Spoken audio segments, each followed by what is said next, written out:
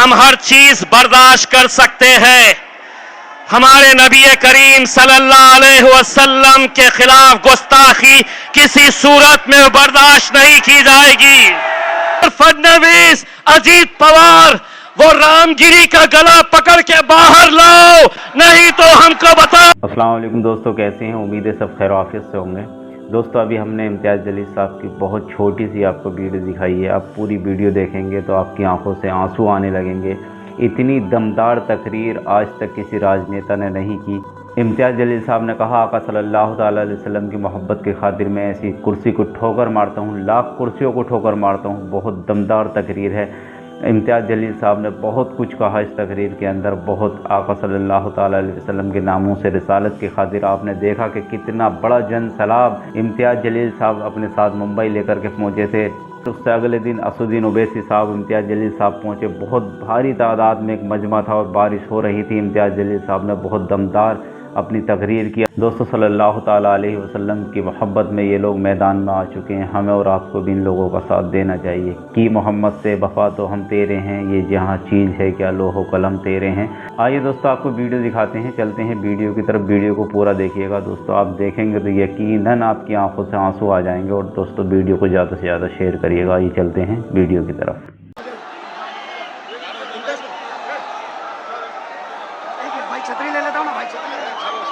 अस्सलाम वालेकुम वरहमतुल्लाहि वबरकातुहू।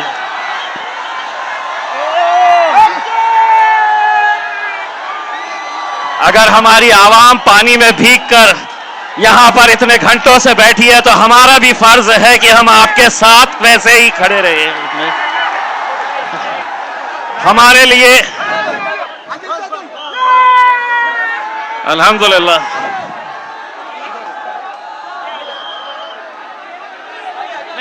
मैं हल्का हूं सब, मैं हल्का।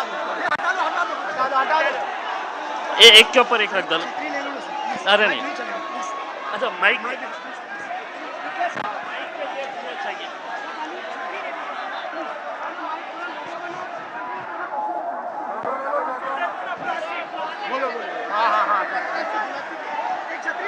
मैं शायद जिंदगी में ये मंजर कभी भूल नहीं सकता कि मेरी माएँ और बहनें भी बारिश के अंदर पानी में इस तरीके से बैठी हुई है। हम न जाने कितने जलसे हम करें, लेकिन ये मंजर मैं जिंदगी में कभी नहीं भूल सकूंगा कि इतनी बुजुर्ग, छोटे छोटे बच्चे और नौजवानों का जोश। अल्हम्दुलिल्लाह मेरे भाइयों, यही वो मोहब्बत है जो आज हमें ताकत दिलाती है। यही आप लोगों का जोश है, जज्बा है, जिसने आज महाराष्ट्र के अंदर ही नहीं पूरे हिंदुस्तान के मुसलमानों के अंदर एक नई ताकत, एक नई उमंग और एक नई पहचान दी है। और वो पहचान ये है कि चाहे कितनी भी ताकतें तुम लगा ले, हम किसी से डरने वालों में से नहीं है। इसमें आपने देखा है, मेरे लिए दिक्कत यह है कि ये मीडिया वालों की परेशानी यह है कि 23 तारीख के दिन जब हम आए थे यहां पर इतना बड़ा काफिला लेकर, तो एक चैनल वाले ने ये बताया था कि ये पाकिस्तान नहीं है, ये बांग्लादेश नहीं है, ये मुंबई है। पाकिस्तान तुम जाओ, बांग्लादेश तुम जाओ, ये भारत देश हमारा है। जितना तुम्हारा है उतना हमारा है। ये जमीन किसी के बाप की जागीर नहीं है।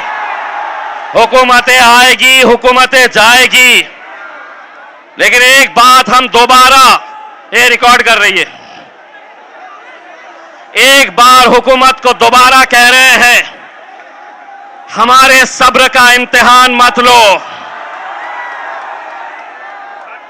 हम हर चीज बर्दाश्त कर सकते हैं, हमारे नबी करीम सल्लल्लाहु अलैहि वसल्लम के खिलाफ गुस्ताखी किसी सूरत में बर्दाश्त नहीं की जाएगी।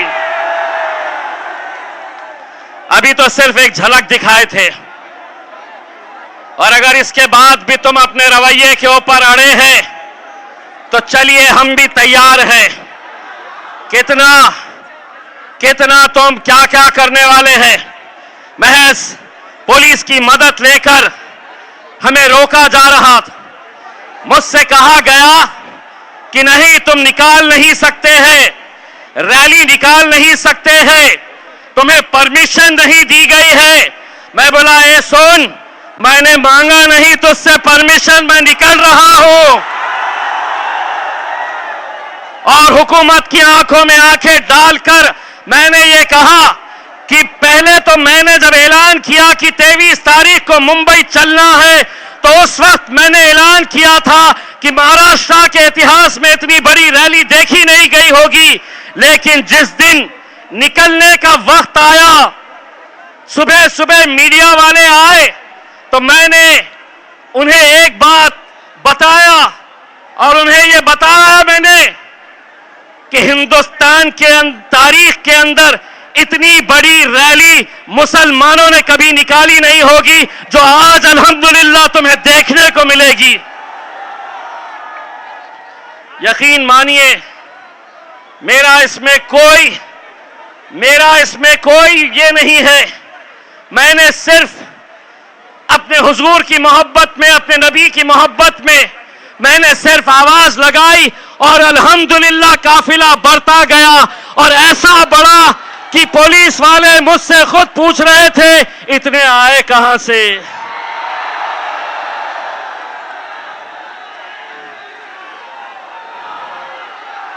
मैंने उस रैली के बाद मुझे कोई गुलबर्गा कर्नाटक से फोन करता है कि इम्तियाज भाई, हमारी 40 गाड़ियां तैयार है।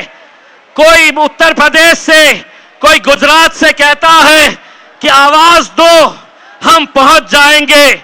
आज मैं हुकूमत को आवाज दे रहा हूं, सुधर जाओ।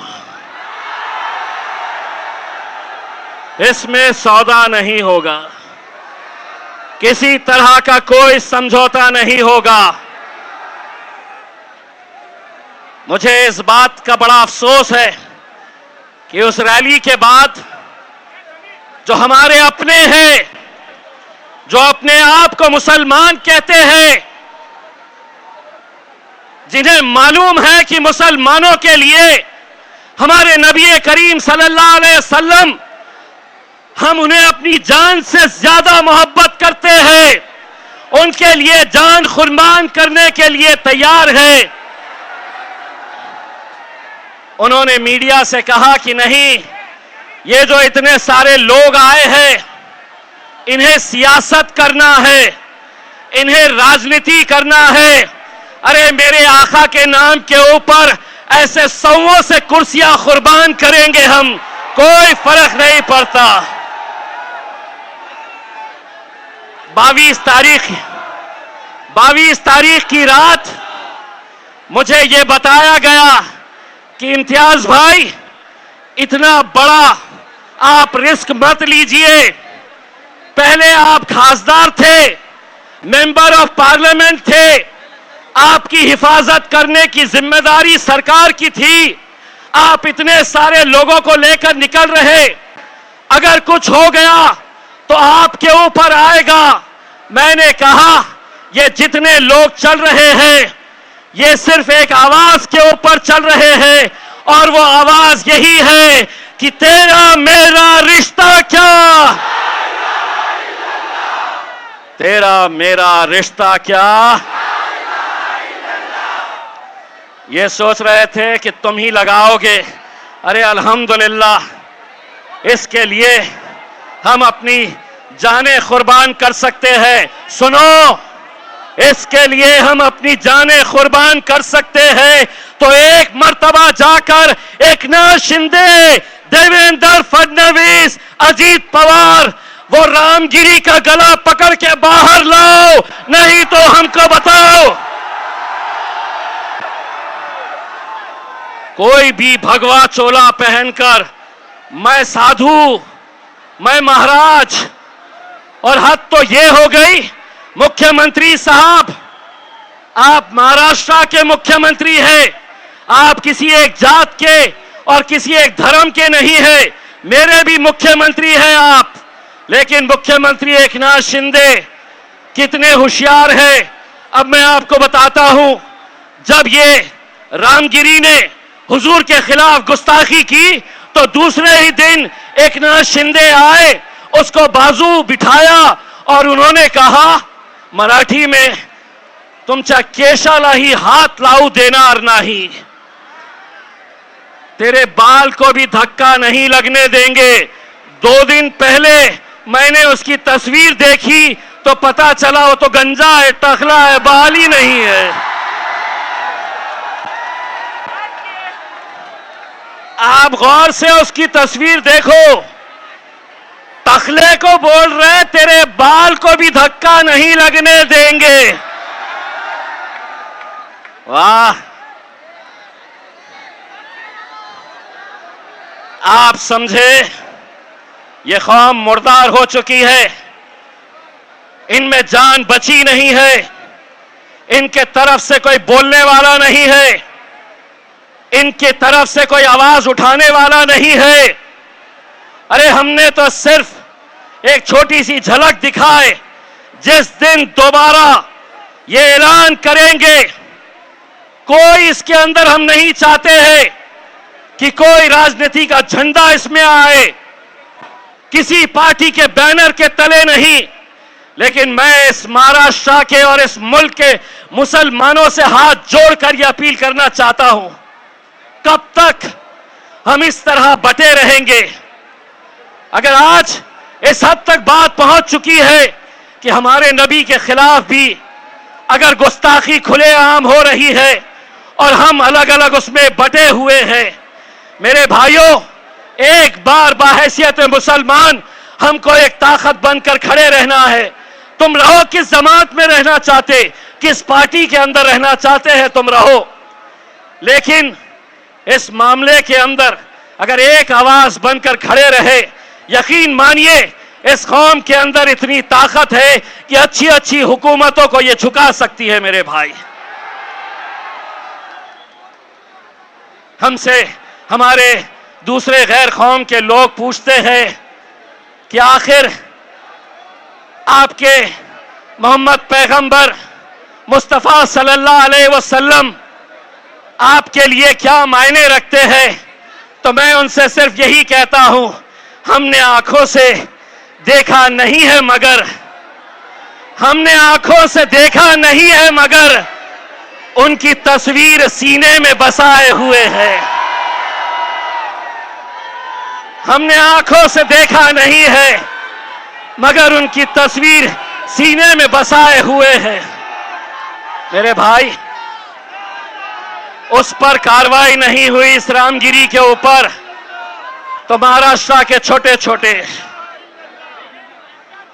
छोटे प्यादे, इतने छोटे कि जिस दिन हम तय कर लेंगे तो इंशाअल्लाह उसको लपेट के असद भाई की शेरवानी में डाल के हैदराबाद भेज सकते हैं। इत्तू सा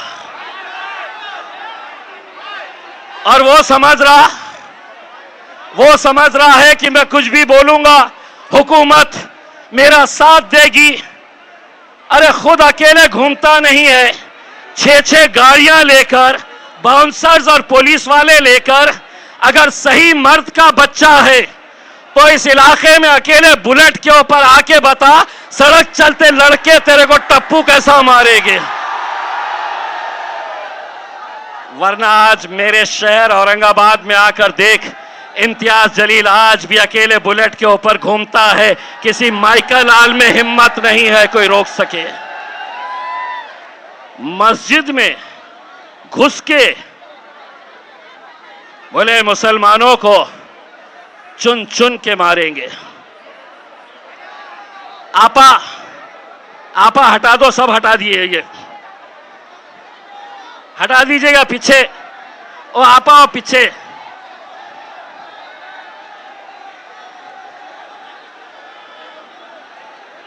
चलिए कौम के नाम के ऊपर थोड़ा भीग जाया जाए, कोई फर्क नहीं पड़ता है उसमें।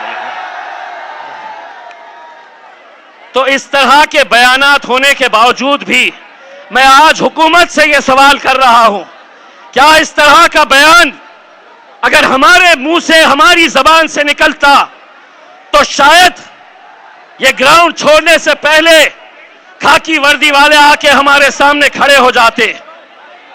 चलिए आप पे केस हो गया, चलिए आपको पुलिस लेने के लिए आई है।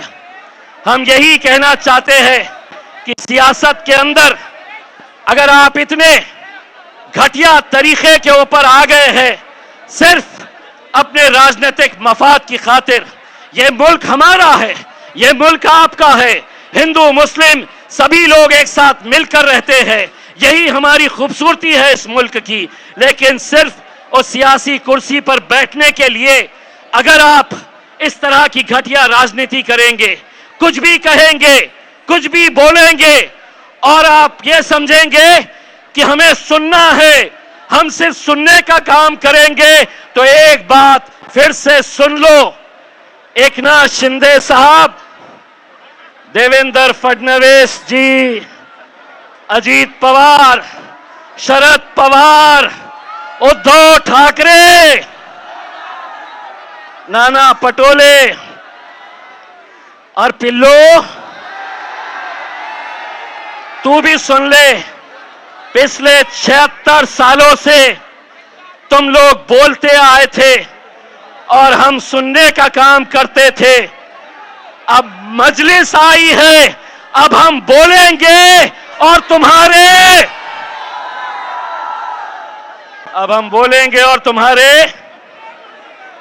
अब्बा को याद करो, उनके तुम्हारे बाप को भी।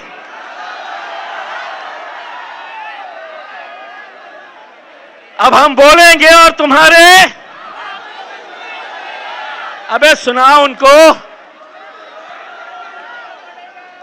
मेरे भाई, मैं आज, मुझे इतना फख्र है,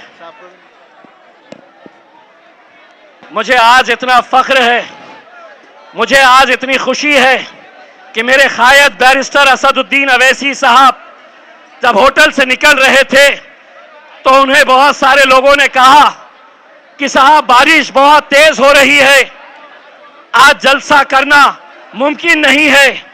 असद साहब ने पूछा कि वहां पे अगर 5 लोग भी होंगे, 5, तो मैं जाऊंगा, आंधी आए तूफान आए, मैं मेरी आवाम से बात करूंगा। ये जज्बा किसी में नहीं है मेरे भाई। हम भी आपकी तरह भीगने के लिए आए, लेकिन माइक वाले ने कहा कि साहब अगर माइक हमारा भीग गया तो ये माइक बंद हो जाएगा, तो इसलिए इसका सहारा लेना पड़ा। वरना ये तय कर लो, अगर आप धूप में बैठेंगे तो हम भी धूप में बैठेंगे, आप बारिश में बैठेंगे तो हम भी आपका बारिश में साथ देंगे। बस मैं आप लोगों से जाते जाते असद साहब को यहां बुलाने से पहले एक नारा चाहता हूं, तेरा मेरा रिश्ता क्या, तेरा मेरा रिश्ता क्या, लब्बैक लब्बैक लब्बैक। मीडिया वालों ने मुझसे पूछा इसका मतलब क्या होता है, मैं बोला बहुत दिनों के बाद तुमको समझ में आएगा क्या होता है करके उसने जोरदार तालियों से मेरे कायद बैरिस्टर असदुद्दीन अवैसी साहब। दोस्तों, आपने वीडियो में देखा सुना कितनी दमदार तकरीर इम्तियाज जलील साहब कर रहे थे। फरमा रहे थे आका सल्लल्लाहु ताला अलैहि वसल्लम की मोहब्बत के खातिर सब कुछ कुर्बान है। हमने सुना इम्तियाज जलील साहब ने ये भी कहा ये तो बहुत छोटी सी रैली थी, एक बहुत कम लोग थे, अगर आका सल्लल्लाहु ताला अलैहि वसल्लम के गुस्ताखों को गिरफ्तार नहीं किया गया तो एक बहुत बड़ा जन सैलाब आएगा, बहुत बड़ी रैली आएगी और बहुत बड़ा हम लोग प्रदर्शन करेंगे। दोस्तों, इस वीडियो को ज़्यादा से ज़्यादा शेयर करिएगा, हर मुसलमान तक ये वीडियो पहुँचाइएगा। अस्सलामु अलैकुम वरहमतुल्लाहि ताला व बरकातुहू।